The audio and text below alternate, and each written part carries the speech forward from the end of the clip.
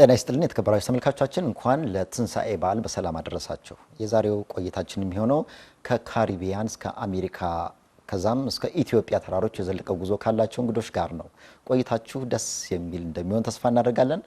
መልካም የፋሲካ በዓል ይሁንላችሁ።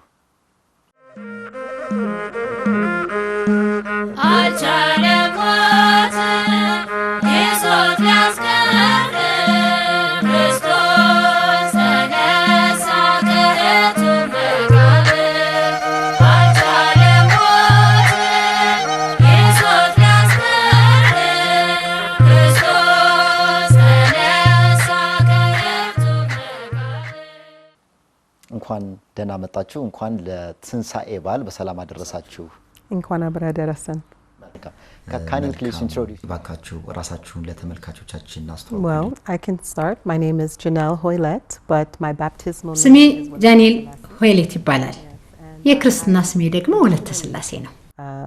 from the United States, but my parents are from Jamaica. ያደግኩት በአሜሪካ ነው። ከዚያም ከቤተሰቦቼ ጋር ወደ ኢትዮጵያ መጣሁ። እዚህ መኖር ከጀመርኩ አሁን ወደ 15 ዓመት ገደማ ሆነኝ። Yes. ወደ ሌላኛው እንግዳችን እንሄዳለን። My name is Chantel Thomas. ስሜ ሻንቴል ቶማስ ይባላል። የተጠመቅኩት ደግሞ ወለታና በሚል ስም። Yes. Okay. I've been living in Ethiopia almost. ኢትዮጵያ ውስጥ መኖር ከጀመርኩ ወደ 7 ዓመት ሆኖኛል። እዚህ ያለሁትም ከቤተሰቦቼ ጋር ነው። Let's begin our questions. ወደዚህ ከመምጣታችሁ በፊት ስለ ኢትዮጵያ ምን አይነት ግንዛቤ ነበራችሁ? ያው እንግዲህ ታሪኳን ሰምታችኋል። እንዲሁም ደግሞ ከኢትዮጵያ በምስራቅ አፍሪካ ያለች አንዲት ሀገር እንደሆነች በመናባችሁ ስላችሁ ይሆናል። ከመናባችሁ የነበረው ምስልና እዚህ ስትመጡ ያገኛችሁት እውነት እንዴት ተገጣጠመ? ይህ ጥያቄ ለጃኔል ነው። ሻንቴልም ትቀጥይበታለሽ። Okay. Well, I always had a great love for Ethiopia from a very young age, and what we learn about in the history books. እኔ ከልጅነቴ ጀምሮ ለኢትዮጵያ ትልቅ ፍቅር ነበረኝ። በታሪክ መጻሕፍት የምንማረው ኢትዮጵያ በጣም ቅዱስ ሀገር እንደሆነች፣ ህዝቦቿም በጎጆ ቤቶች እንደሚኖሩ፣ እንጀራ እንደሚበሉና የገጠር ህይወት እንደሚመሩ ነው። ሁልጊዜም በአእምሮዬ የነበረው ኢትዮጵያ ቅዱስና የተለየች ሀገር ናት የሚል ነበር። እዚህ ስመጣ ግን አፌን ከፍቼ ነው የቀረሁት። My mouth was open. Wow, it's amazing. There is so much modernity. አስደናቂ ነው። እጅግ በጣም ብዙ ዘመናዊ ነገሮች፣ ሰማይ ጠቀስ ህንጻዎችና በርካታ ልማቶች አሉ። ምዕራባውያን ይህን የኢትዮጵያ ክፍል ስለማያሳዩን ይህ በጣም አስገራሚ ነበር። እኛ የምናውቀው ጥንታዊቷን ኢትዮጵያን ብቻ ነው።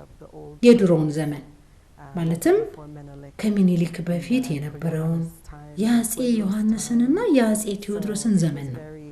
ስለዚህ ኢትዮጵያ ምን ያህል እንደተለወጠች ማየት በጣም አስደሳች ነበር። Okay. Shanto, what's your experience that you ስለ ኢትዮጵያ ምናባዊ ምስልሽና እውነታው እንዴት አገኘሽው? Well, mine is a little bit of the opposite. For starters, as a child, I really never heard about Ethiopia. It was when I በልጅነቴ ስለ ኢትዮጵያ ሰምቼ አላውቅም። ስለ ኢትዮጵያ ጥቂት የታሪክ ትርክቶችን መማር የጀመርኩት አዋቂ ስሆን በ24 ዓመት አካባቢ ነው። ከዚያም ያቺ ትንሽ ዘር እያደገች መጣች። የማወቅ ጉጉቴ ጨመረ። ስለ ቤተ ክርስቲያኑና ስለ ታሪኩ ፍላጎት አደረብኝ። ከዚያን ጊዜ ጀምሮም በዚያው መንገድ ቀጠልኩ።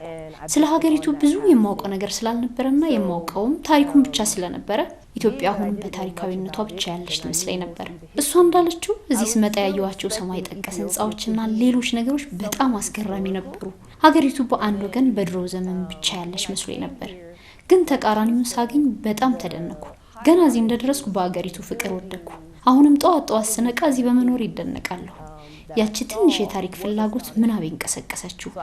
ለኢትዮጵያ ያለኝ ፍቅርም በየቀኑ እያደገ እየጨመረ ነው። When I came here and saw, like I said, the opposite, it was just amazing to me. And from that perspective, my first landing here, I just fell in love with the country.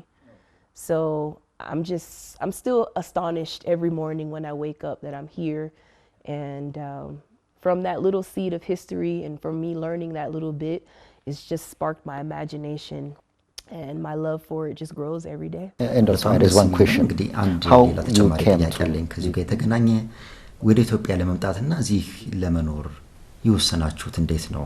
ያው አብዛኛው ኢትዮጵያውያን ለትምህርት ለስራ ምናልባትም በዲቪ የተሻለ ኑሮ ፍለጋ ወደ ውጭ ይወጣሉ። እናንተ ግን የመጣችሁት ከአሜሪካ ነው። አብዛኛው ኢትዮጵያዊ የተሻለ ትምህርት የገንዘብና የስራ ዕድል ለማግኘት ወደዚያ መሄድ ይፈልጋል። የእናንተ ግን ወደ ቤት መመለስ ነው የሆነው። ወደ ኢትዮጵያ የመጣችሁት እዚህ መኖርስ የመረጣችሁት ለምንድን ነው? But your things are the reverse home ምናልባት ይሄ ጥያቄ ወደ ጃኔል ይሄዳል ማለት ነው። and live in Ethiopia. I like that you use the word homecoming because that is exactly what it is. For me, my goal was repatriation. ወደ ቤት መመለስ የሚለውን ቃል ስለተጠቀምክ በጣም ደስ ብሎኛል። ምክንያቱም ነገሩ በትክክልም ያ ነው። ለኔ ዓላማዬ ሪፓትሪዬሽን ወይንም ወደ ትውልድ ስፍራ መመለስ ነው። በውጭ ሀገር በስደት ለምንኖር ማህበረሰቦች በአትላንቲክ የባሪያ ንግድ ወቅት የጀመረ ከአፍሪካ ጋር የመቆራረጥ ጥልቅ ታሪክ አለ። በዛ ሂደት ውስጥ ብዙ የቤተሰባችን ታሪኮች ጠፍተዋል። ስለዚህ መመለስ ማለት ከቀድሞ ታሪካችን ከስራዎቻችንና ከማንነታችን ጋር ለመገናኘት ያለ ጥልቅ ፍላጎት ነው። ወደ አፍሪካ የመመለስ ፍላጎት ዋናው ሐሳቤ ይሄ ነበር። ከሌሎች የአፍሪካ ሀገራት ይልቅ ኢትዮጵያን ለምን መረጥኩ ብዬ ስጠይቅ ኢትዮጵያ በቀኝ ግዛት ያለመያዝ ታሪኳ፣ የአድዋ ድል፣ ባህሏን ጠብቃ መቆየቷና ጥንታዊው ክርስትና ስላላት ነው። ለኢትዮጵያ ያለኝ ፍቅር ከጊዜ ወደ ጊዜ እያደገ መጣና ከየትኛውም ቦታ በላይ እዚህ ሆነን መረጥኩ። Here more than anywhere else. ሻንቴል ወደ አንቺ ልመጣ ነው። በምን ምክንያት ኢትዮጵያ ለመኖር ወሰንሽ? For basically similar reasons. When I was in the States, I'm from Atlanta by the way, I started visiting the በመሰረቱ Orthodox ጃኔል ጋር Church. ተመሳሳይ በሆኑ ምክንያቶች ነው። አሜሪካ በነበርኩበት ጊዜ በነገራችን ላይ የመጣሁት ከአትላንታ ነው። የኦርቶዶክስ ቤተክርስቲያንን መጎብኘት ጀመርኩ።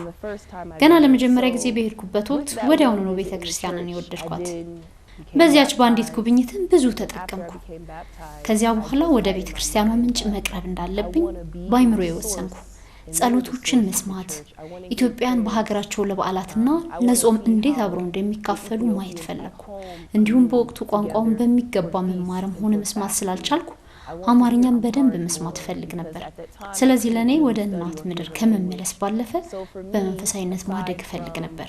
Repatriation, which is, one of my ideas as well. I just wanted to grow more spiritually. Yeah, that's why. Very interesting. You raise the point of የምትነግሩን ነገር በእውነቱ በጣም አስደሳች ነው። ስለ መንፈሳዊነትና ስለ ኢትዮጵያ ኦርቶዶክስ ተዋሕዶ ቤተክርስቲያን ስተሻል። ነገር ግን እናንተን ሳያችሁ በኢትዮጵያ ራስታ ተብሎ የሚታወቀው ምናልባትም ከራስተፈራውያን ንቅናቄ መጣ የተለየ የጸጉር አሰራር አላችሁ እንደምንመለከተው። ወደ ኦርቶዶክስ ክርስትና እንድትመጡ ያስተማራችሁ ወይም ሐዋርያ የሆናችሁ ማን ነው? የጸጉር አሰራራችሁ ከኛ ልማዳዊ ጸጉር አቆራረጥ የተለየ ነው። አብዛኛው ሰው ደግሞ እንዲህ አይነት የጸጉር አሰራር ያላቸው ሰዎችን ራስተፈራውያን እና ሌላ ሃይማኖት ተከታዮች ይመስላቸዋል። የእናንተ ወደ ክርስትና የመምጣት ጉዞ ምን ይመስላል? ሻንቴል ወደ አንቺ ነው መጣ። religion as well. Yeah. To me, Yeah. you are get a special privilege. Right? Yeah. Thank you. Well, I can Okay. speak for myself. Yeah. I grew up as a baptized Christian from the West when I was... ያደግኩት የተጠመኩት በምዕራቡ ዓለም ነው። ነገር ግን የምዕራባውያን ክርስትና ብለው በሚጠሩት ነበር። የኦርቶዶክስ ቤተክርስቲያን የመሆን ፍላጎቴና ጉጉቴ የመነጨው ከግርማዊ ቀዳማዊ ኃይለ ሥላሴ ነው። እሳቸው በኢትዮጵያ ውስጥ ብዙ አብያተ ክርስቲያናትን የገነቡና የክርስቶስ ወንጌል በዓለም ዙሪያ እንዲስፋፋ ያደረጉ አማኝ ክርስቲያን ነበሩ። እኛ ስለ ግርማዊነታቸው ስናጠናና ትምህርቶቻቸውን ስናነብ ወደ ቤተክርስቲያኑ መምጣታችንን አፋጠነ። እሳቸው የኦርቶዶክስ ብዙ ካህናት ወደ ጃማይካ፣ ትሪንዳድ እና ኒውዮርክ በመላክ በተለያዩ ማህበረሰቦች ውስጥ የክርስቶስ ወንጌልና የጥምቀትን ሥርዓት እንዲያስተምሩ አድርገዋል። ስለዚህ ለኔ ሐዋርያዬ ቀዳማዊ ኃይለ ሥላሴ ናቸው። all across the world and had many priests go into different communities to preach the gospel of Christ and the gospel of baptism. So for me, my apostle is Haile Selassie I. Okay, it's interesting. Most of the Ethiopian dioceses are existed in the Caribbean, as you stated. ዛሬ እየሰማን ያለነው ነገር በምናባችን ካለው የተለየ ነው። እንደገለጽሽው ብዙዎቹ የኢትዮጵያ ቤተክርስቲያን አህጉረ ስብከት በካሪቢያን ይገኛሉ። Who is your apostle and how እንዴት ወደ ኢትዮጵያ ኦርቶዶክስ ቤተክርስቲያን ልትመጪሻልስ? እንዴት ተጠመቅሽ? Well, my influence also was Kedemawe Haile Selassie. That was my link, and that's what I sought was the truth at the time, that, you know, the idea of Christianity, I wanted to get to the root. ደስ እያለኝ ነገር አለው። የኔም ተጽዕኖ የነበረው ቀዳማዊ ኃይለ ሥላሴ ናቸው። እኔ ያደግኩት በሃይማኖተኛ ቤተሰብ ውስጥ ስላልነበረ መጽሐፍ ቅዱስ እንዳነብ ግፊት አልነበረብኝ። ሁሉንም በራሴ ፍላጎት ነው የፈለኩት። በመጽሐፍ ቅዱስ ላይ የቀኝ ገዢዎች መጽሐፍ ነው ወይንም ከአውሮፓ የመጣ ነው የሚሉ የተለያዩ ነገሮችን እሰማ ነበር።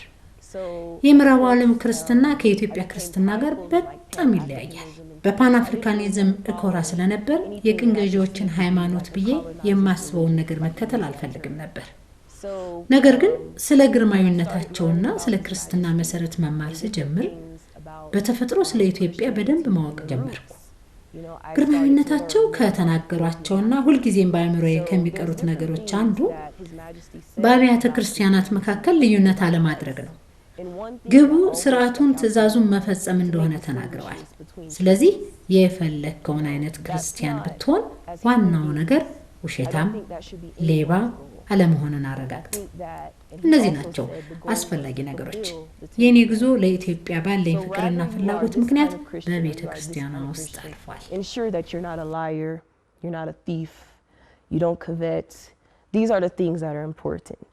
So for me, you know, I can sit with anyone who is a part of any faith, any religion. As long as they speak the truth, they're a good person. That's kind of how I see that. And just my natural path, my journey led me through the church because of my links with Ethiopia, my love and my interest. Yeah, it's interesting. So maybe Bob Marley is the king of that. My hand is strong by the hand of Almighty. Yeah. I'm not quite exactly. I'm Yes. not sure. See? So my hand is made strong. በጣም ደስ ይላል። ምናልባት የሬጌ ንጉስ ቦብ ማርሌ በሁሉን ቻይ አምላክ እጅ ጠንክሯል የሚል ነጥብ አንስቶ ነበር።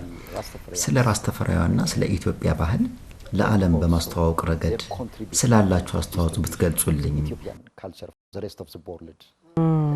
Wow, it's deep. Yes, very deep. Make it as the day is a holiday. Yeah. Make it. It's festive. Well, I think for me, I grew up in a Jamaican home. And so I grew up with the cultural sounds of reggae and the learning that comes ስለ አፍሪካዊ ማንነታችን፣ in the songs. ስለ አፍሪካ ባህላችን፣ ስለ አፍሪካዊ የዘር ግንድ አባቶቻችንና ወደ አፍሪካ የመመለስ ፍላጎታችንን ጨምሮ ብዙ ነገሮችን ተምረናል። በዓለም ዙሪያ ያሉ ብዙ ራስ ተፈራውያን የኢትዮጵያን ባህል የማስፋፋትና ለኢትዮጵያ ያለውን ፍቅር በለመድነው ባህል አማካኝነት መልእክቱን በማስተላለፍ ቀጥሏል። ምክንያቱም ባህላችን ፓን አፍሪካዊ ባህል ነው። እንዲሁም በኢትዮጵያ ታሪክ ዛሬ እኔ ለብሻው እንደምታየው በኢትዮጵያ ቀለማትና በኢትዮጵያ ስርዓት ላይ በጥልቀት የተመሰረተ ነው። ትልቅ ፍቅር አለን። ያ ፍቅር ደግሞ ወደ ኢትዮጵያ በመምጣትና ባህሉን በማክበር ብቻ ሳይሆን የኢትዮጵያ መልእክት በዓለም ዙሪያ በመናሰራጭበት መንገድ ይታያል። Interesting. Yeah. Shento, it's time to speak something Sure. about the maybe Bob Marley. Most of Ethiopians love him. Yeah. His name of baptism maybe Brahana Selassie. That's true. At the end of his time, he's become Orthodox Christian. Sure. ምናልባትም ቦብ ማርሌ አብዛኞቹ ኢትዮጵያውያን ይወዱታል። የክርስትና ስሙ ብርሃነ ስላሴ መሰለኝ። እውነት ነው። የቤተ ክርስቲያን አካል በመሆን የኦርቶዶክስ ክርስቲያን ሆኗል። እሱ ወንድማችን ነው። አዎ፣ ስለ ራስ ተፈራውያንና ስለ ኢትዮጵያ ባህል ለቀሩ ዓለም ስራ አሰራጩት ኮከቦች ምን ትያለሽ? ምናልባትም የሬጌ ፍልስፍና ራሱ ነፃነት፣ እኩልነት። One other thing that you left out was repatriation. And some of us may look at repatriation. ሌላው የተውከው ነገር ወደ ሀገር መመለስ ነው። አንዳንዶቻችን ወደ ሀገር መመለስን ወደ አፍሪካ እንደመመለስ እናይሆናል። ለኔ ግን ወደ አባታችን እንደመመለስ ወደ ሁሉን ቻይ አምላክ እንደመመለስም ጭምር ነው የማየው። እኔ ወደ ሀገር መመለስን የማየው በዚህ መንገድ ነው። በምዕራቡ ዓለም የተማርናቸውን አንዳንድ ሃይማኖቶችና ፍልስፍናዎች ከመከተል ይልቅ ለዚያ ነው ብዙዎቻችን ወደ ኢትዮጵያ የምንመለከተው። ለቀዳማዊ ኃይለ ሥላሴ ትልቅ ክብር ስለምንሰጥ ወደ አገር መመለስ የመጣው ከዚያ ነው፣ ወደ ማንነታችን ስር መመለስ። እናም ቅድም ስለ ቦብ እንዳልከው ቦብ ማርሊን የምትወድ ይመስለኛል።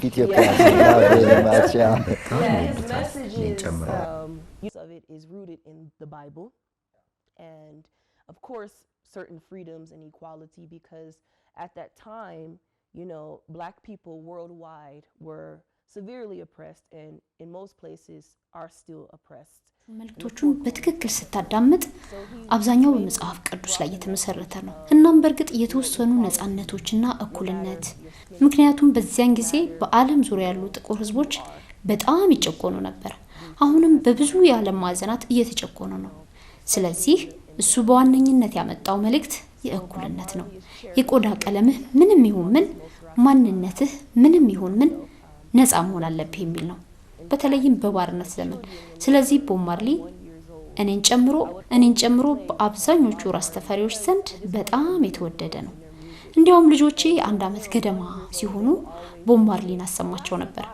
እናም የ1 ዓመት ልጅ ሲሆኑ ሁሉ ጊዜ ራስ ተፈራይ ይሉ ነበር።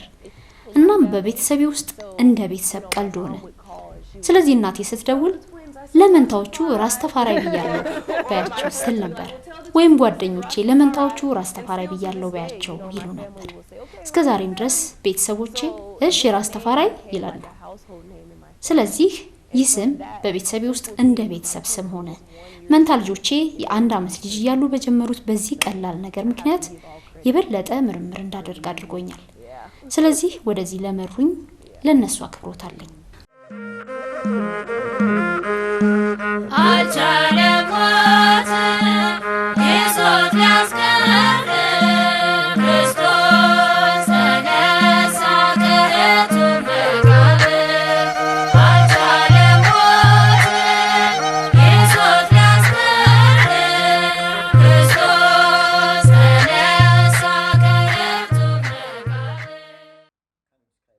What is the way of life that you እዚህ ኢትዮጵያ ውስጥ ለምትመሪው ቤተሰብና የኑሮ ሁኔታ ትንሽ ንገረኝ። your way of life that you are leading here in Ethiopia? I don't want to romanticize my life and I don't want to romanticize Ethiopia, but I can only speak my truth. ህይወቴን ዝም ብዬ ማድነቅ ወይም ኢትዮጵያን ማጋነን አልፈልግም። ነገር ግን እውነቴን ብቻ ነው መናገር የሚችለው። እውነቱን ለመናገር ኢትዮጵያ ውስጥ ከመሆን በላይ የትም ቦታ እንደ ቤቴ ተሰምቶኝ ያውቃል። አእምሮዬ ሁሉ ጊዜ ትክክለኛ ውሳኔዎችን ማድረግ ይችላል። ስሜቶቼ ምክንያታዊ ናቸው። ከሰዎች ጋር የምግባባበት መንገድ በጣም ቀላል ነው። እዚህ አንድ የተማርኩት ነገር ቢኖር ማንኛውም ነገር በውይይት ሊፈታ እንደሚችል ነው። እናም ወደ አሜሪካ ተመልሼ ቤተሰቦቼን፣ ጓደኞቼንና እንግዶቼን እንኳን ስጎበኝ ሁሉ ጊዜ ይደነቃሉ። ከአሜሪካ የመጣው እንኳን አይመስላቸውም። የሌላ ቦታ ሰው እንደሆንኩ ያስባሉ። እኔም እዚህ በመኖርና የኢትዮጵያን ባህል ማለትም ስነ ምግባርና እርስ በርሳቸው የሚከባበሩበት መንገድ በመልመዴ በተወሰነ መልኩ የሌላ ቦታ ሰው ነኝ ብዬ አስባለሁ። ለኢትዮጵያ ያለኝ ፍቅር መግለጽ የሚችልበት ትልቁ መንገድ ያንን ስነ ምግባር ለሰዎች ማሳየት እንደሆነ ይሰማኛል። ስለዚህ እዚህ ያለኝ አኗኗር በጣም ሰላማዊ ነው። ጤናማ ተፈጥሯዊ ኦርጋኒክ ምግቦችን መመገብ እችላለሁ። ከጎረቤቶች ጋር መወያየት እችላለሁ። የሚረዳኝ ሰው አይጠፋም። ሰዎቹ ረጋ ያሉ ደጋጎችና ቅኖች ናቸው። የሚታይብህ ነገር ሁሉ እውነተኛ ነው። በኢትዮጵያ ያሉ ውሾች እንኳን ሰላማዊ ናቸው። ልክ እንደ ወፎቹ እዚህ ሁሉም ሰው እንጀራ ይበላል። ድመቶች፣ ውሾች፣ ወፎች እንጀራ ይወዳሉ። ሁሉም ሰው ጸሎት ይሰማል። ስለዚህ ለኔ ለመኖር በጣም ድንቅ ቦታ ይመስላል። በርግጥ ስትለማመደው ደግሞ ድንቅ መሆኑን ታያለህ።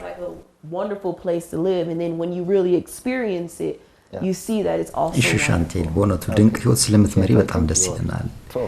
መንታ ልጆችሽ እዚህ አካባቢ ያሉ ይመስለኛል። ዛሬ በቃለ መጠየቃችን ላይ እንዲሳተፉ ልትጠሪያቸው ትችያለሽ ሻንቴል? በሚገባ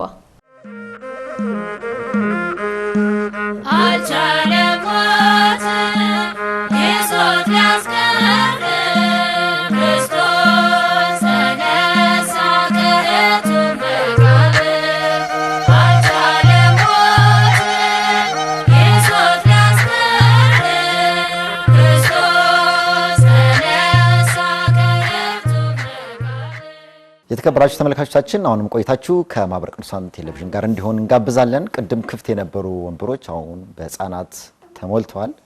ደስታም አድርገናል። ቆይታችሁ ከኛ ጋር እንዲሆን በድጋሚ ግብዣችን ነው። ሰላም እንደምናችሁ? Can you please introduce your name? My name is Vega and I'm 10 years ስሜ old. ቬጋ ነው። 10 ዓመቴ ነው። ሰላም ናችሁ? እንዴት ናችሁ? የኔ ስም ዙሪ ነው። ከመጣሁት ከዩኤስኤ ነው። ደግሞ እኔ 10 ዓመቴ ነው። ስንተኛ ክፍል ነሽ? ክፍሌ 4 ነው። አራተኛ ክፍል ነው ያለሽው? አዎ። ኢትዮጵያ መኖር ከጀመር ስንት ዓመት ሆነሽ? How many years that you stay here in Ethiopia? 7 ዓመት። Yeah.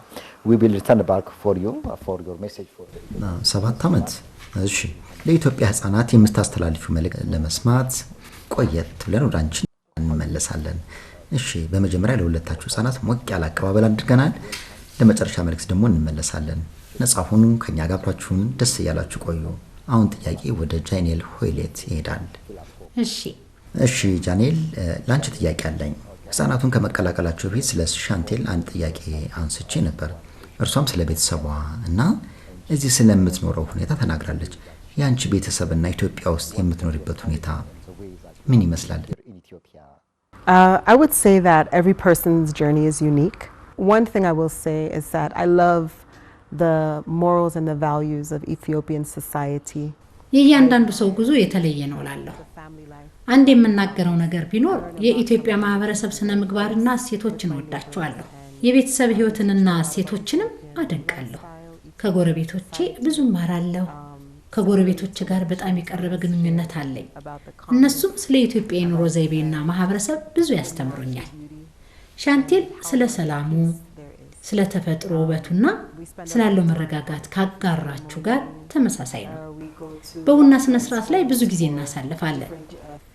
በኦርቶዶክስ ቤተክርስቲያን የበዓላት ቀናት ወደ ጓደኞቻችን ቤት እንሄዳለን። እዚህ ኢትዮጵያ ውስጥ የራስ ተፈሪ ማህበረሰብ አለ። አፄ ኃይለ ሥላሴና የተለያዩ ታዋቂ አፍሪካውያን ለማክበር እንዲሁም እንደ አድዋ ያሉ የታሪክ አጋጣሚዎችን ለማሰብ የተለያዩ ዝግጅቶችን እናደርጋለን። ስለዚህ በምዕራቡ ዓለም ከተማርናቸው ነገሮችና እዚህ ኢትዮጵያ ውስጥ ለመማር and the things that we've come to Ethiopia to learn. Yeah, it's interesting. In related to such interesting things, እዚህ ኢትዮጵያ ውስጥ ኑሮሽን የሚያከብድብሽ ነገር ምንድነው? Being away from my ከቅርብ ቤተሰቦቼ መራቄ። ኢትዮጵያ ውስጥ በመኖሬ ከባዱ ነገር የቅርብ ቤተሰባዊ ትስስር አለመኖር ይመስለኛል። ሁልጊዜ ለኢትዮጵያውያን ጓደኞቼ የምነግራቸው ነገር ቢኖር አንድ ሰው እንደ አያት እንድታሳድገኝ ይፈልጋለሁ። so that I can learn to be a proper Ethiopian lady. okay. ስለዚህ አንድ ቀን ፈጣሪ ምኞቴን እንደሚሰጠኝ ተስፋ አደርጋለሁ። ያ በጣም ደስ ይላል። Maybe someone who is following our program. ይህን ፕሮግራማችን የሚያንድ ሰው እንግዲህ ላሳድጋ ተወስዳለሁ እንደሚል ተስፋ አደርጋለሁ። በምጣድ እንጀራ መጋገር እማራለሁ። ያ ደግሞ በጣም ደስ የሚል ይሆናል። What things make harder ሻንቴል life in Ethiopia? በኢትዮጵያ ኑሮች የሚያከብዱብሽ ነገሮች I ምንድነው? would say probably also being away from immediate family. እኔ ምናልባት ከቅርብ When I ቤተሰብ observe መራቅ the እላለሁ። holiday times, የበዓላትን ጊዜ ግብዣዎችንና ጾሙን ስመለከት ኢትዮጵያ ውስጥ ቤተሰቦች በጣም የተሳሰሩ መሆናቸው ነው ያለው። ለመቀራረብና ለመጫወትም በጣም ጓጓለሁ።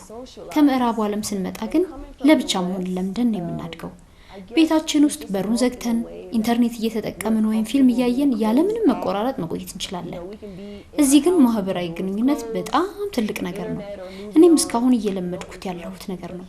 ኢትዮጵያ ውስጥ አንድ ሰው ግቢሽን ካንኳኳ ማስገባት፣ መቀበል፣ የሚበላ ነገርና ውሃ መስጠት አለብሽ። someone knocks on your gate in Ethiopia, you are to let them in Yeah. and accept them and give them something to eat, give them water, Salam no, salam alle. ሰላም ነው ሰላም አለሁ ማለት አለብሽ። They're genuinely እንግዳ ሲመጣ ደግሞ ባልታሰበ ሁኔታ ቢሆንም እንኳን በጣም ከልባቸው ደስ ይላቸዋል። ስለዚህ ከቤተሰብ መራቅ በተጨማሪ እስካሁን እየተላመድኩት ያለሁት ዋናው ነገር ይሄ ነው። ማህበራዊ ግንኙነት ትልቅ ቦታ የሚሰጠው መሆኑን መረዳት ለኔ አሁን ላይ በጣም አስቸጋሪው ነገር ይሄ ይመስለኛል። At this time, the most difficult thing that I'm coming around to. If you live for 1 month in the countryside, you see such ገጠር ውስጥ ደግሞ ለአንድ ወር ያህል ብትኖሪ እንዲህ አይነቱን ማህበራዊ ህይወት በከፍተኛ ደረጃ አድርጎ የምታዩ ይመስላል። a question for the children. I think you are comfortable with us. Yeah. ለህፃናቱ ጥያቄ አለኝ። ከኛ ጋር ምቾት እንደተሰማችሁ አስባለሁ። በትምህርት ቤት የኢትዮጵያ ህፃናት ጸባይ እንዴት ነው? ምን ገጠማችሁ?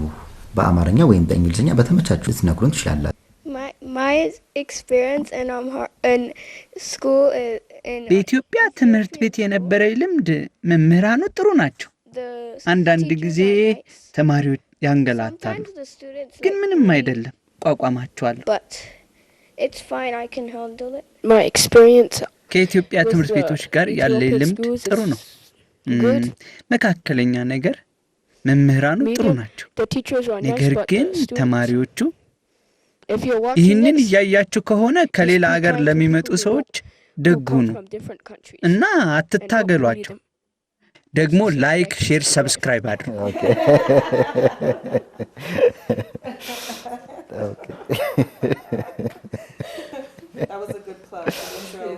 ለዝግጅቱ ጥሩ ማስታወቂያ ናት። ላይክ እና ሰብስክራይብ። እዚህ ኢትዮጵያ ውስጥ የፋሲካን በዓል እንዴት ታከብሪያለሽ? ያው አብዛኞቹ ኢትዮጵያውያን እንደ ዶሮ ወጥ፣ እንጀራና ድፎ ዳቦ ያሉ ባህላዊ ምግቦችን ያዘጋጃሉ። especially the holidays. Well, I don't eat doro, but I try my best to do most of the traditions. ነገር ግን አብዛኞቹን ባህሎችን ለመፈጸም እጥራለሁ። ለምሳሌ ቤተ ክርስቲያን እንሄዳለን፣ በቅዳሴ እንሳተፋለን፣ ከዛም ሳር እንገዛለን፣ ቄጠማ እንጎዘጉዛለን። ያ ጣፋጭ ሽታ ያለውን ሳር ቆሎ እናቀርባለን። ድፎ ዳቦ፣ እንጀራና ወጥ እንሰራለን። ነገር ግን ከዶሮ ይልቅ ቴስቲ ሶያ እንጠቀማለን። ሙዝ እንቆርጣለን፣ መዝሙር እንከፍታለን እና ከማህበረሰባችን ጋር የቤተሰብ ጊዜ ለማሳለፍ እንጥራለን። የቅርብ ቤተሰቦቻችን ባይኖሩም እንኳን እርስ በርሳችን በመቀራረብ ቤተሰብ እንፈጥራለን። ስለዚህ ሻንቴልን፣ ልጆቿንና ሌሎች የማህበረሰብ አባላትን ወደ ቤት ይጋብዛለሁ። አብረን እናከብራለን። Other community members to my home, and we'll celebrate together. Everyone will bring food and we'll laugh and we'll play games and we'll enjoy each other. Okay, Shanto. ሻንቴል ወደ አንቺ ልመጣ ነው። አንቺስ የፋሲካን በዓል ሌሎች በዓላት እንዴት ነው የምታከብሪው? Very similar. I'll go to church and I'll also just observe the people. I take this time. በጣም ተመሳሳይ ናቸው። ቤተክርስቲያን ሄዳለሁ፣ እንዲሁም ሰዎችን እመለከታለሁ። በበዓላት ወቅት ሰዎችን ማየት በጣም እወዳለሁ። በማየት ብዙ እማራለሁ። ከቤተክርስቲያን ውጪ ልዩ ምግብ እሰራለሁ፣ ዳቦ ጋግራለሁ፣ እናም ከቤተሰቤ ጋር ሆናለሁ። የማህበረሰብ ዝግጅቶች ካሉ እሳተፋለሁ። ነገር ግን ዋናው የሚያስደስተኝ ሰዎች ተደስተው ማየት ነው። ያ እኔን በጣም ያረካኛል። But the main thing I get out of it is seeing people happy. That really satisfies me. በዓላት የሰላምና የደስታ ቀኖች ናቸው። እንደ ዶሮ ወጥ፣ እንጀራ፣ ድፎ ዳቦ ያሉ የኢትዮጵያ ምግቦች የማብሰል ልምድሽስ?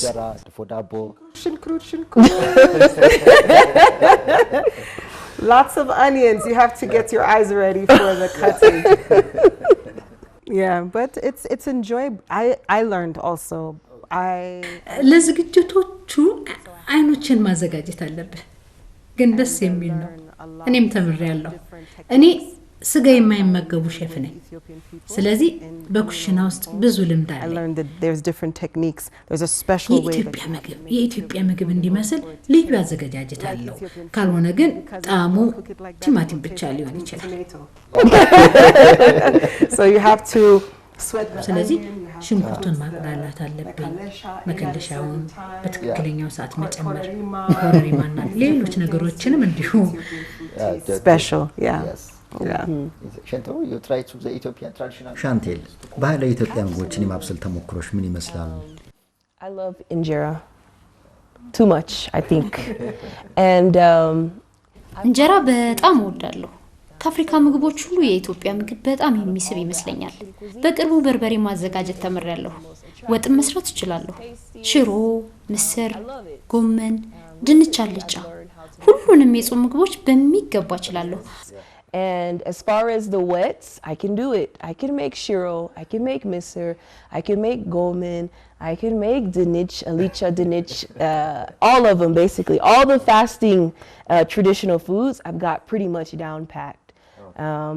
One thing I want to learn to make is kaneto and maybe tela. Okay. If someone can volunteer to help me with that. አንድ መማር የምፈልገው ኬኔቶና ምናልባት ጠላ አዘጋጃጀት ነው። የሚረዳኝ ካለ ደስ ይለኛል። ትልቁ ዩኒቨርሲቲ ዩቲዩብም ስለ ኢትዮጵያ ምግብ አዘገጃጀት ብዙ ረድቶኛል። There's a few channels that I watch and I've learned a lot how to cook the onions properly, when to add the spices, how much oil. These things I've learned to cook very well. It's interesting. Yes.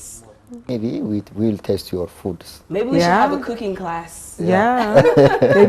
Maybe we should have one on your show. Yeah, okay. What about the children? They love the Ethiopian food or other types of food? Do you love what types of Ethiopian food that you love to eat? The Ethiopian foods that I like to eat is furfur, dinichwat, shiro, like all of the fasting foods. For me, my favorite foods are furfur, shiro, and dinichwat. Also salad. That's my favorite food. I also like salad with the injera. Also pasta and red sauce, which you call sigo. Yeah. Also with the vegetables, pasta with the vegetables. With injera. With injera. Pasta with injera is a special pasta. That's a special one, yeah. Okay. You try to cook foods in your home?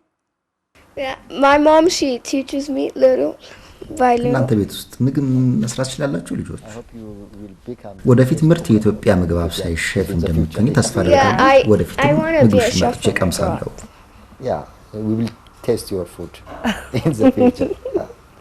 Daniel, it's the time to raise a question for you. What about your family life here in Ethiopia look like? ላንቺ አንድ ጥያቄ የማነሳበት ጊዜ ነው። እዚህ ኢትዮጵያ ውስጥ ያለሽ የቤተሰብ ህይወት ምን ይመስላል? ከማን ጋር ነው የምትኖሪው? አሸናፊና ሆሳና የሚባሉ ወንድና ሴት ልጆች አሉ። ዛሬ እዚህ ሊገኙ አልቻሉም።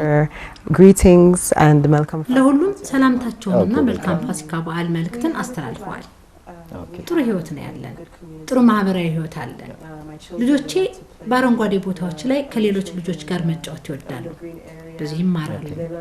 ወደ ፓርክ እንሄዳለን። ወደ ሱቅ እንዲሁም ወደ ቤተ ክርስቲያን እንሄዳለን። እዚህ ኢትዮጵያ ውስጥ በጣም የተሟላና የተባረከ ህይወት ያለን ይመስለኛል። ልጆቼ ከኔ ርቀው ሲሄዱ ምንም አይነት ጉዳት ይደርስባቸዋል ብዬ አልሰጋም። ሁሉም ሰው በፍቅርና በአክብሮት በደግነት ነው የሚያያቸው። የኢትዮጵያ ህዝብ ለእናቶችና ለቤተሰብ ትልቅ ክብር ይሰጠኛል። worry about them getting any harm when they're away from me. Everyone treats them kindly with love and respect. Even myself as a mother, Ethiopian people, they have a lot of respect. ይህ ለራሴ ልመኘው የምችለው ምርጡ የህይወት ቅድ ነው። This is the best version of a life that I could imagine for myself. Yeah. Interesting. Yeah. Okay. The best version of life. Yeah. Most of Ethiopian vast majority. በጣም የሚገርም ነው። ከአነሳሽልን ነጥቦች መካከል አንዱ የህይወት ምርጡ ቅጅ የሚለው ነው። አብዛኛው ኢትዮጵያዊ ሁሉም ባይሆንም እጅግ በጣም ብዙዎቹ ግን በውጭ ሀገር በተለይም በአሜሪካና በአውሮፓ ለመኖር ያልማሉ። በአንጻሩ አንቺ ግን ኢትዮጵያ ውስጥ እየኖርሽ በህይወትሽ እየተደሰትኩ ነው ብለሽኛል። ምርጡን የህይወት መንገድ እየኖርሽ እንደሆነ ታምኛለሽ። ስለ ኢትዮጵያዊነት ወይም ስለ ኢትዮጵያ ባህል ለቀረው ዓለም የምታስተላልፊው መልእክት ምንድን ነው? Maybe Rastafarianism. You make a good point, bringing up Ethiopianism, because that is the root of Rastafarianism. I would say that my message is that money isn't everything. መልእክቴ ገንዘብ ሁሉም ነገር አይደለም። ኢትዮጵያ የምታቀርበው የቤተሰብ እሴቶችን የሚያከብር የተመጣጠነ የአኗኗር ዘይቤ ነው። ዋናነት ደግሞ የቤተሰብ እሴት በጣም አስፈላጊ እሴት ነው። አሜሪካ የማትጠብቀው ይህንን ነው። ወደ ኢትዮጵያ ስመጣ ገንዘብ ፍለጋ ነው። ዝና ወይንም ማንኛውንም አይነት ዓለማዊ ስኬት ፍለጋ አልመጣሁም። I came to Ethiopia because I was in pursuit of a spiritual life. ወደ ኢትዮጵያ የመጣሁት የመንፈሳዊ ሕይወትን ፍለጋ ለእኔ ደግሞ ያገኘሁት መንፈሳዊ ሕይወት ከቁሳዊ ሕይወት ይልቅ በጣም ያረካኛል። ለብዙ ኢትዮጵያውያን አበረታቻ መስጠት ቢኖርብኝ ወደ ውጭ የምትሄዱ ከሆነ ተምራችሁ ለሀገራችሁ የሚጠቅም ዋጋ ያለው ነገር ይዛችሁ ተመለሱ። So that's my message to the future. Yes, it is. የቀድሞቹ ኢትዮጵያውያን በተለይም ደግሞ በቀዳማዊ ኃይለ ሥላሴ ዘመን ወደ ውጭ ሀገር ሂደው ተምረው ወደ ሀገራቸው ይመለሱ ነበር። They go abroad, they educated and they return back to their country. የሀገሪቱ ሚኒስትሮች ይሆናሉ። በሚኒስትር መስሪያ ቤቶችና በሌሎች ዘርፎች ሀገራቸውን ያገለግሉ ነበር። Their countries. That's right. Yeah, that's interesting. Shanto, I am coming to you. ሻንቴል ወደ አንቺ ልመጣ ነው። ለዲያስፖራ ወይም ለኢትዮጵያ ያለሽ መልእክት ምንድን ነው? ምንም እንኳን እዚህ ያለው ሁኔታ እንደ ምዕራባውያን ሀገራት ምቹ ባይሆንም እና ሌሎች ምክንያቶች አብዛኞቹ ኢትዮጵያውያን እንዲሁም አፍሪካውያን ወደ ውጭ ይሄዳሉ፣ እዚያም ይኖራሉ። የተመኙትን ነገር እያገኙ ነው ወይም አይደለም የሚለውን አላውቅም። ይህ ለዲያስፖራው የሚቀርብ ጥያቄ ነው። መልእክትሽ ምንድን ነው? የአኗኗር ዘይቤስ ምን መምሰል አለበት ያለሽ ሻንቴል? Way of life should be look like as you tasted the Western and also the Ethiopian way of life as well. Yeah. Sure. That's a great point that you've raised.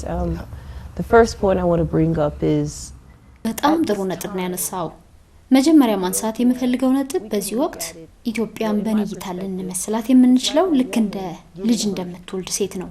አንዳንዴ በምጥ ወቅት እንደምታውቀው የወሊድ ህመም አለ። ነገር ግን በመጨረሻ ውድ ልጅ ታገኛለህ። ያንንም ልጅ እየወደድከው ታሳድጋለህ። ስለዚህ ምንም እንኳን አንዳንድ ነገሮች ቢኖሩም እና ጸሎቴ በእነዚያ መከራዎች ውስጥ ላሉ ሰዎች ቢሆንም እያንዳንዱ ነገር የራሱ ጊዜ አለው ብዬ አስባለሁ። Everything has a time. So rather you go abroad, rather you stay here, time is still going to go on. ወደ ውጭ ሀገር ብትሄድም ሆነ እዚህ ብትቆይ ጊዜው መጓዙን አይተውም። ደስታም ይመጣል፣ ሀዘንም ይመጣል። እነዚህ የህይወት ጉዳዮች ናቸው። ነገር ግን ፍላጎቶቻችንን ሁሉ እንዲያሟሉልን ወደ ሌሎች ሀገራት ተቋማትና ዜጎች ማየት አንችልም። ባለህበት ቦታ ሆነ በቻልከው አቅም ሁሉ በትዕግስት የራሳችንን ሀገር ብንገነባ ይሻላል። የትም ብትሆን ማድረግ ያለብን ይህንን ነው። የኢትዮጵያ አባቶች የታገሉለትን የከፈሉለትን መስዋዕትነት በማሰብ ጠንካራ ታማኝና ታጋሽ በመሆን መቀጠላችን አስፈላጊ ነው። በውጭ ስላሉት ኢትዮጵያውያን ከብዙዎች ጋር አውርቻለሁ። የራሳቸው ትግል አላቸው። ብዙዎቹ ልጆቻቸው በተወሰነ መልኩ ኢትዮጵያ ለመሆናቸው ያሳስባቸዋል። ከምዕራባውያኑ ማህበረሰብ ጋር በጣም ተላምደዋል። ብዙዎቹ አማርኛ ይናገሩ። አብዛኞቹ ኢትዮጵያውያን መደጋገፍ እድል የላቸውም። እነዚህ ነገሮች በተፈጥሮ በማንኛውም ሰው ስነ ልቦና ላይ ተጽዕኖ ያሳድራሉ። They have their own struggles. A lot of them face the issue with their children not really being Ethiopian. ናሚ ከስሮችህ ርቆ ከመኖር ጋር የሚመጣ ይመስለኛል። ስለዚህ በመጨረሻ መልእክቴ በመታደርጉት ነገር ሁሉ ትዕግስትና እምነት ይኖራችሁ የሚል ነው። እናም ወደ ቤት መመለስ አለባችሁ። ምርጫው እናንተ ነው። ነገር ግን ለሁሉም መልካምነት ስትሉ መታችሁ ሀገራችሁ እንድትገነቡና መሆን በሚገባት መልኩ እንድታቋቁሙ አትላለሁ። I guess that comes with the territory of living away from your roots. So at the end, my message would be to have patience and to have faith in everything that you do. And you should come home. It's your choice, whatever you want to do. But for the goodness of it all, you should come and you should help build your country and establish it the way it should be. In the metaphor that you raised in the beginning of your talk. የሚገርም ነው። በንግግርሽ መጀመሪያ ላይ ያነሳሹ ምሳሌ ስለ መውለድ እና ስለ ህመሙ በኢትዮጵያ አንድ ምሳሌ አነጋገር አለ። ምጡን እርሺው ልጁን አንሺው፣ ህመሙን እርሺውና ልጅሽን ተቀበይ እንደማለት ነው። There it is. You see, there it is. በትክክል አየህ፣ በትክክል Yeah. አዎ የሚገርም ነው። ምሳሌያዊ አነጋገሮችን እወዳለሁ። የኢትዮጵያ ምሳሌያዊ አነጋገሮች ደግሞ በጣም ብዙ ናቸው። አዎ ለእያንዳንዱ ነገር ፍልስፍና የሆኑ ብዙ ምሳሌ አነጋገሮች አሉ። as much as possible it makes us simple. In the next time we will have an interview in your home. እንደ በዓል ዛሬ የነበረን ቆይታ የምናበቃበት ጊዜ ደርሷል። በሚቀጥለው ጊዜ ከማህበረሰባችሁ ጋር በቤታችሁ ቆይታ እንደሚኖረን ተስፋ አደርጋለሁ። አሁን ግን በመላው ኢትዮጵያ በመላው ዓለም የበዓል ምኞታችሁ የምትገልጹበት ጊዜ ነው። የትንሳኤ በዓል መልእክታችሁን አስተላልፉ። My Easter message or my Tinsai message for the holiday is to remember the sacrifices of Christ. የኔ የፋሲካ ወይም የትንሳኤ በዓል መልእክት የክርስቶስን መስዋዕትነት እንድናስታውስ ነው። ለምን ህይወቱን አሳልፎ እንደሰጠ። ምክንያቱም የክርስቶስ ታላቁ መልእክት ፍቅር ነውና። ሻንቴል ያንቺ የምታስተላልፊው የትንሳኤ በዓል መልእክት ምንድን ነው? When we read in the Holy Bible, the foundation of it all ቅዱስ መጽሐፍን ስናነብ የሁሉ ነገር መሰረት እርስ በርስ መዋደድ እንደሆነ ይነግረናል። እንዲሁም እህቴ ጃኔል እንዳለችው ሁላችንም ኢየሱስ ክርስቶስ በህይወት እንድንኖር የከፈለው መስዋዕትነት ማስታወስ ነው። እርሱ የመጣው ሊያስተምር፣ ፍቅር ሊያሳይ፣ እንዴት ፍቅር መስጠት እንዳለብን ሊያሳየን ነው። ስለዚህ እነዚህን ነገሮች ማስታወስ ያለብን ይመስለኛል። ይህንን በዓል ብቻ ሳይሆን ይህን ጊዜ በልባችን ውስጥ ያለውን የፍቅር ዘር ማሳደግ እንዲቀጥል ሁልጊዜም ይህንኑ መከተል አለብን። But let this time continue to water the seeds that we have in our hearts. Yes. It's the time for ልጆች እንግዲህ ለጓደኞቻቸው የፋሲካ በዓል የምታስተላልፉት መልእክት ምንድን ነው? Easter message for your friends. Yeah. The message that I want to tell is I hope all the people መናገር የምፈልገው መልእክት ሰዎች የሚጠብቁትን ሁሉ እንዲያገኙ ነው።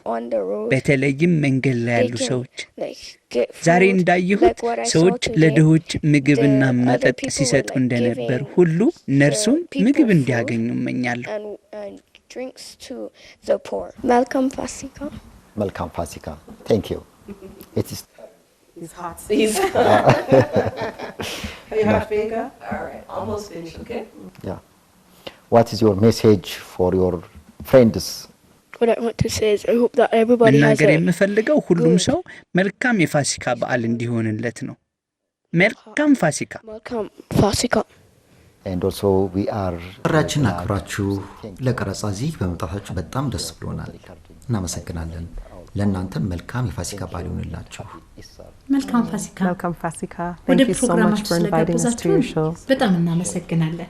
እንኳን አደረሳችሁ። ስለተከታተላችሁን እናመሰግናለን። መልካም የትንሳኤ በዓል እንዲሆን እንመኛለን።